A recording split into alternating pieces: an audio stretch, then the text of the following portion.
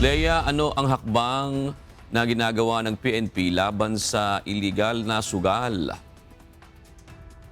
Magtatanghali sa June, desidido ang pambansang pulisya na wakasan nga ang iligal na sugal sa bansa. Kaya naman, inatasan na ni PNP Chief Police General Jose Melencio Nartates Jr.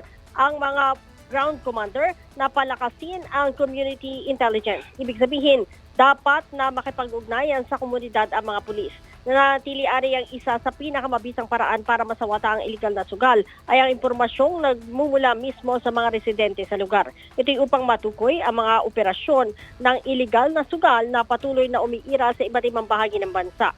Noong Hulyo ngayong taon, umabot sa 9,401 ang naaresto, habang mahigit sa 3.2 million pesos na halaga ng perang pantaya at mga kagamitan ang nakumpiska ng pulisya. At sinabi din ni General Nartates na hindi lamang sa Metro Manila nakatuon ang kampanya dahil patuloy ding pinakikilos ang puwersa ng pulisya sa mga munisipalidad, lalawigan at maging sa mga liblib na komunidad kung saan nananatiling laganap ang iligal na sugal. Binigyan din ni Chief PNP ng iligal na sugal ay hindi lamang usapin ng pagpapatupad ng batas kundi pagsawata sa krimen na maaaring mangyari dahil sa sugal.